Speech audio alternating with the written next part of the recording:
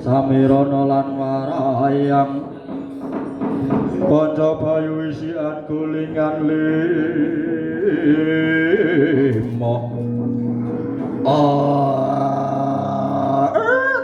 telah bojleng iblis lamet padha jak-jakan satria ngendi jeneng sapa Gus ngaku wae ora ana omah lan jeneng ingkang ana kekasih lan pinangka apik kaya putra semak bathok mripatmu ora nganggo dedelem artine kang upacara satriya mimba kawula satriya ngendi pinangkamu sapa kekasihmu panengah Pandhawa satriya Madukaraya Raden Harjuna ya Raden Janaka bumi gonjang ganjing langit kelap-kelap katon lir kincanging ngalih Sri Sang Maweh gandrung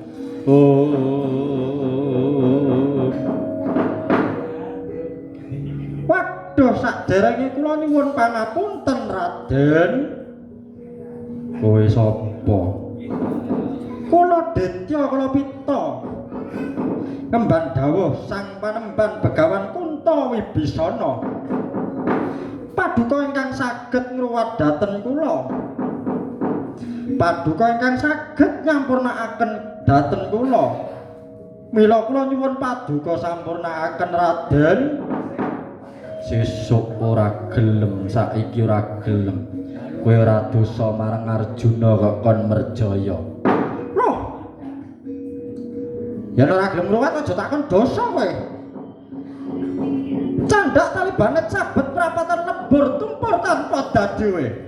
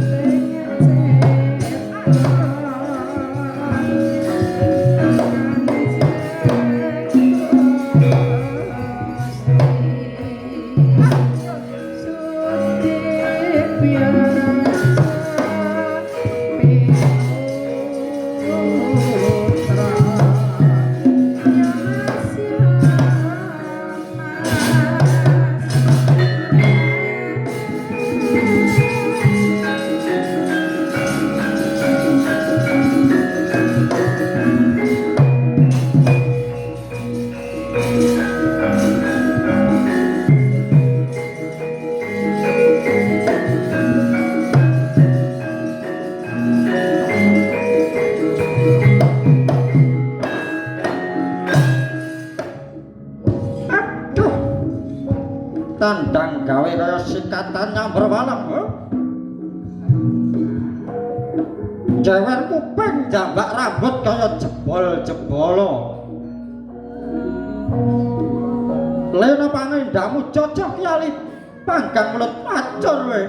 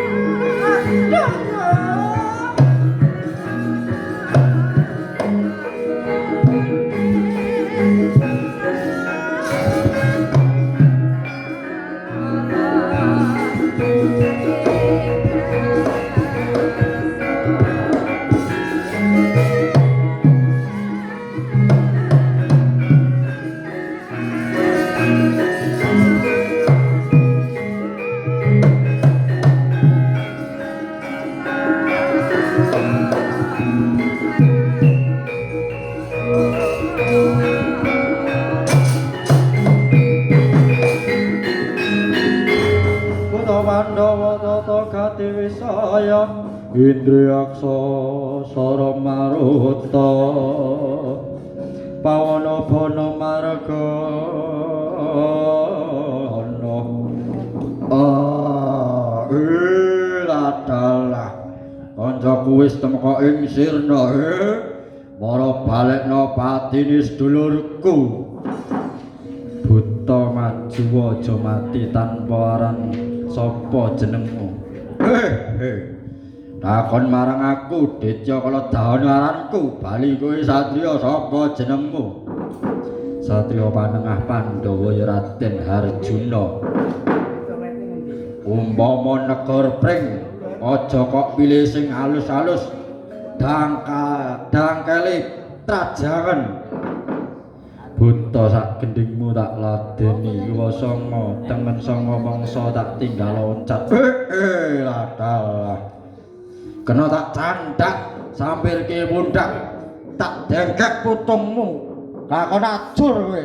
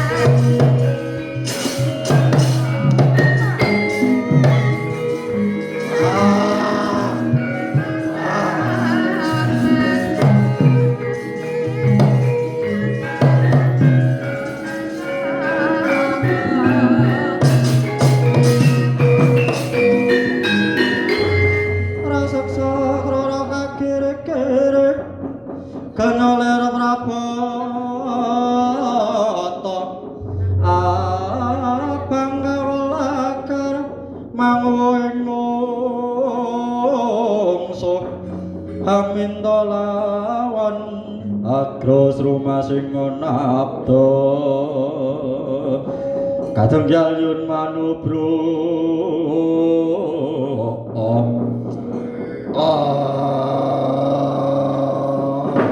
adalah satria wujudmu cilik tetepmu cendhek tandangmu cukat rengginas kaya sikatan nyamber walang tak tubruk tengen endo mangiwa tubruk kiwa endo manengen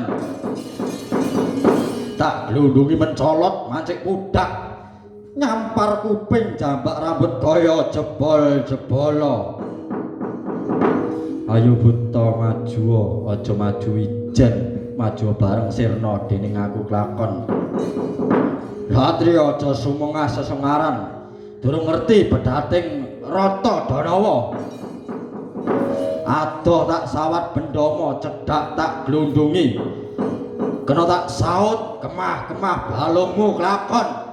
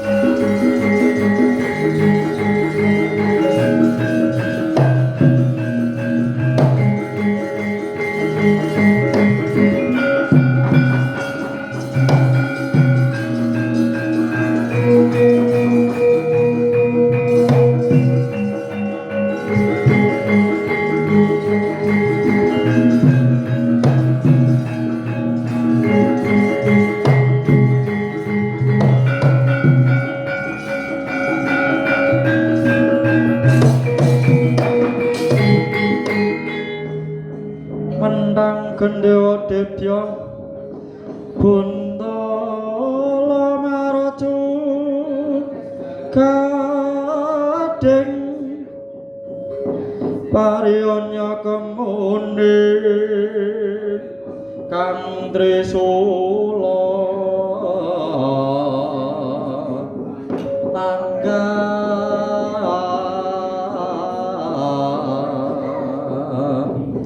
Reka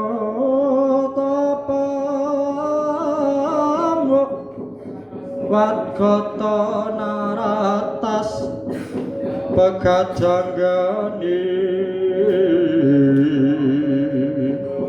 rasmu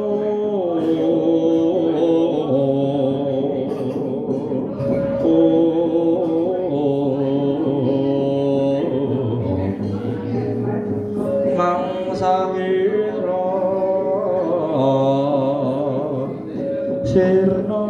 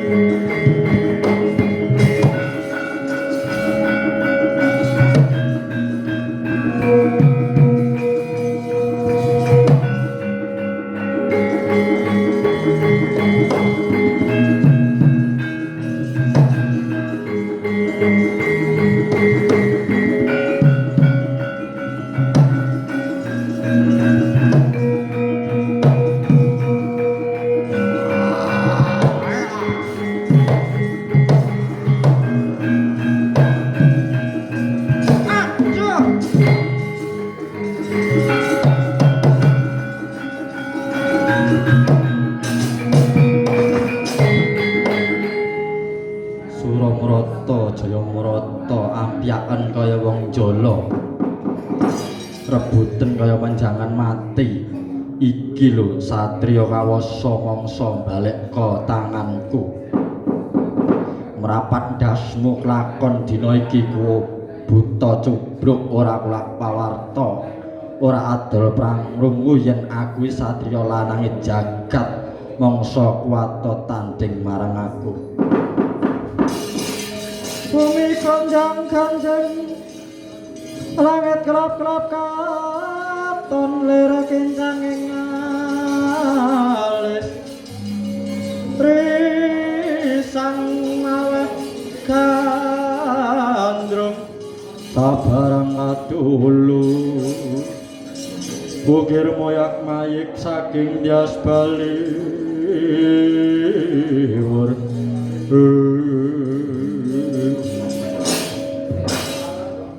Om milah ing wasisaning tunggal Ditaing Sundanan Jaya marambah-rambah pepacu ingsun nanging meksa sira trajang sira wani sesumbar lanangi jagat apa baya ingsun kok anggep wadon mara tampanana wasisaning sun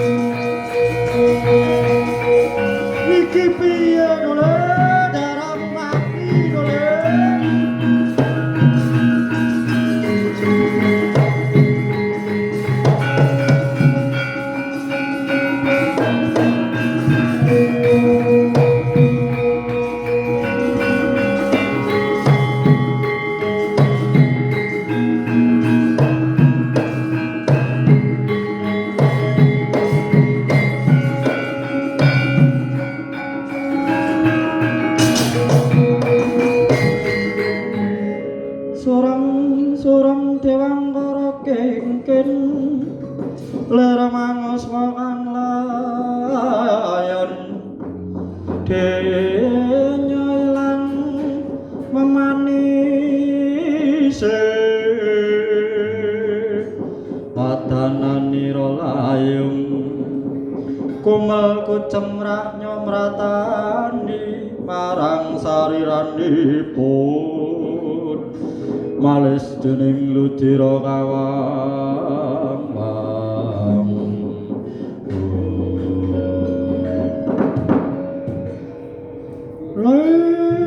Lai niki wau pripun Ndara kok ngantos dugi seda loro gareng iki piye daramu Ndara Ndara kula aturi engken Ndara truk ana ndarane seda kok sajake kowe kepenak wae mengko dhisik to Kang Gareng apa cukup ditangisi wae kabeh kuwi lak ya nganggo dipikir perang wong karo buta rucah buta batang kok ngasih seda kaping pira to Ndara kuwi lho ora tau kalah karo jenenge buta Gung Surasekti mula to Rama kowe sing wong tuwa mbok ya dipriksa dhisik tatune kok oleh bisa teksek apa pancen siung buta kuwi nyemu iso tenan iya tak titine tole bumi gonjang kanjeng langit kelap-kelap katon lireng janging alis risang maweh gandrung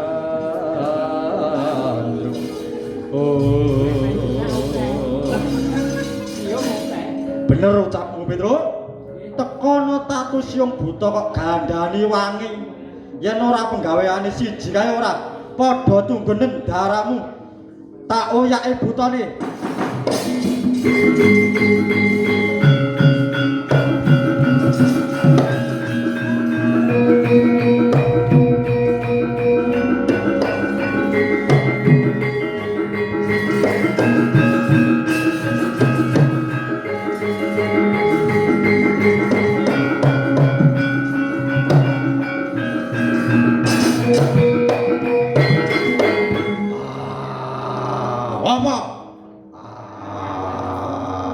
ayo tandingmu aku milih ana cokotana sing empuk-empuk buri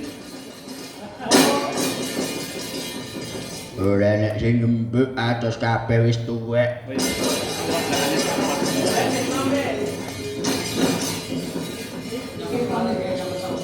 buta batang.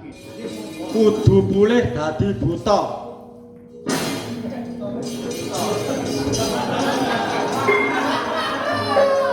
Bumi goncang kanjing langit kelap-kelap katon. Lir kincange ngalih sri sang maweh gandrung.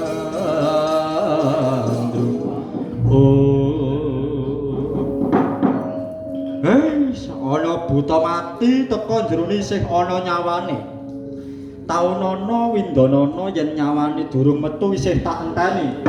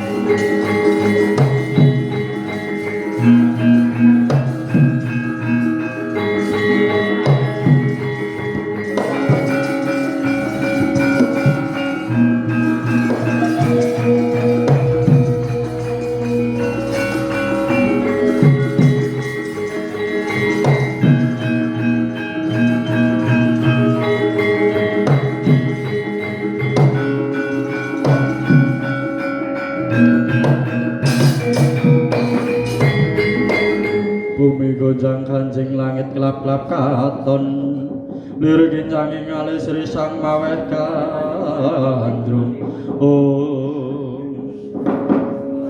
Ora kencang pak pengrangka basa kemrobyok garip betone lho. Mengko to Kakang iki ana apa wong tuwa kok padha oyak-oyakan. Sarehna dhisik panggalihmu Kakang iki mawon apa? Wis to Narada. Kowe aja melu-melu perkara iki tak rambungane dhewe. Mengko to Kakang, aja mung nuruti ubaling kanepsun ngono. Mula to lenggah dhisik, ayo padha rerembugan.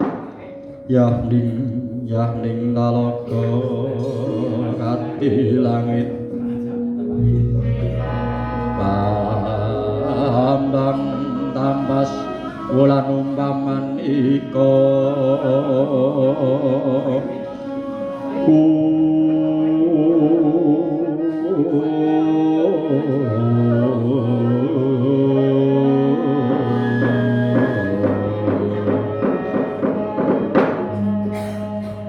marata Kakang sajarwa kang cetha kok si Kakang banget dukane marang Pikulun ngono.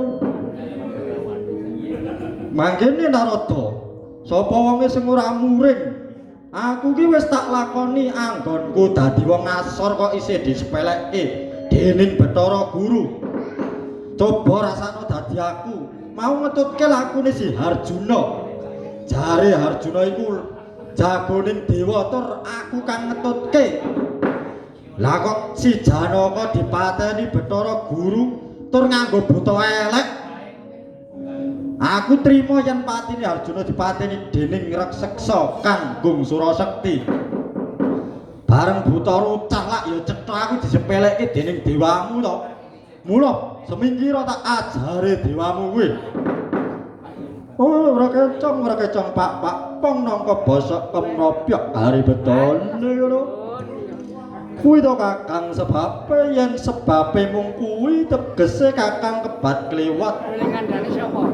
Marata kok mirengna munggah yektine patine si Harjuna iku mapan digawe dening linuwih. Sebab si Harjuna banget anggone gayuh wahyu kamulyan raja. Ing mangka tumuruning wahyu mau kudu nadah ing meninging cipta sarta menepin budi. Mongko si Harjuna babar durung miranti mermane si Harjuna ginawe pati karsaning dewa. Patine si Harjuna mung kanggo ngendhep marang Sirbu Dicipta rasane bae Kakang. Sebabe lah kok dadak mangkono. Oh iya ya Kakang. Sumurapa kang marma mangkono kersaning dewa sebab umpamane wong nandur wis mestine papan kudu digulawentah supaya subur dukule. Karban aus isine kena kanggo wiji maneh Kakang. Apa perlune Kakang senajan si Harjuna bisa nampa wahyu yen mung kanggo awake dhewe. Bisa-bisa kudu tumurun marang turune syukur bagi rumambrah ing bebrayan agung mangkono Kakang kang dadi karsaning dewa linuwih. Yen nyata mangkono aku ya wis trima saiki kepiye. Wis to Kakang, sak tekamu mengko si Harjuna wis waluya maneh. Yen mangkono aku manut perintahmu. Nanging kok sok baline yen mengko aku teka ning Marcapada Harjuna durung waluya. Aja padha takon. Suralaya bakal tak ora arik. Iya ya Kakang, aja sumelang ora-orane yen dewa iku goroh. Iya Kakang, mung weling ingsun marang si Harjuna dawana kang santosa sarta kang puguh wayatine karben katekan kang sinedya. Iya, yen mangkono karya becik aku tak bali.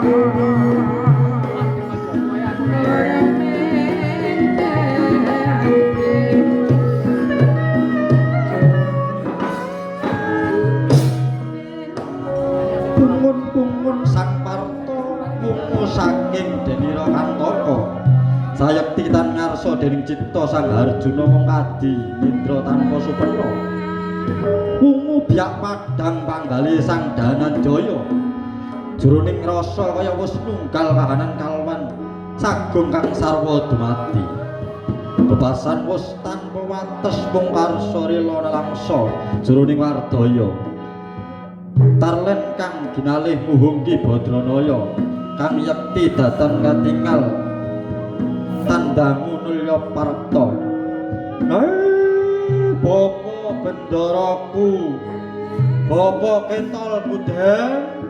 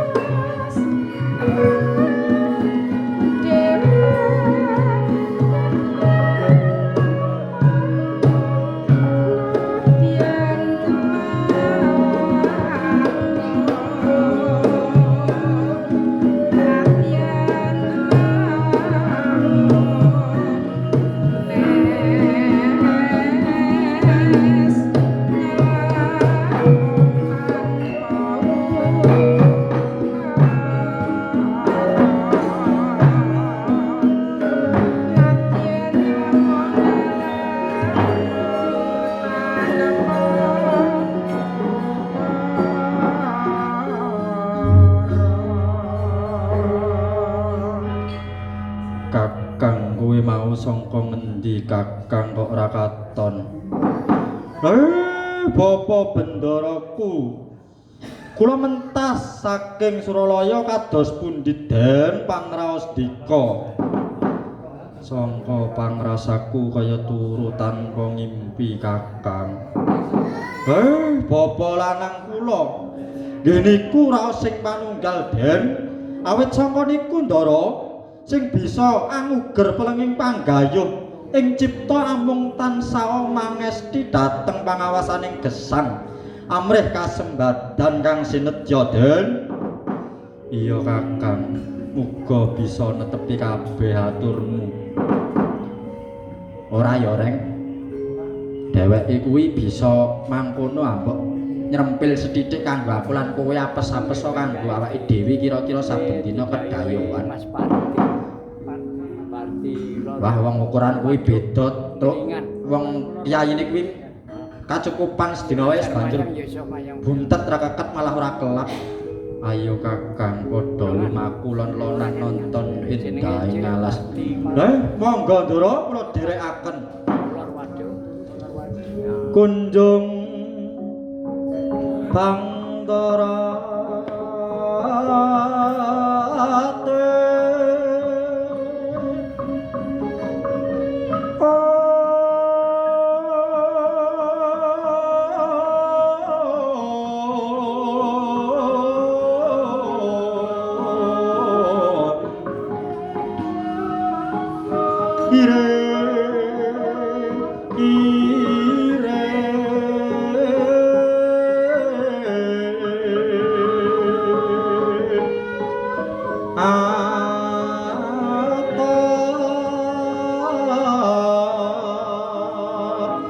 taping kayu apung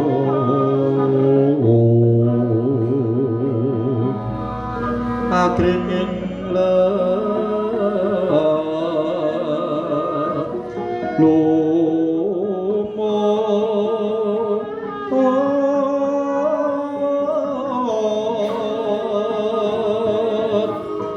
kanggung ira ijo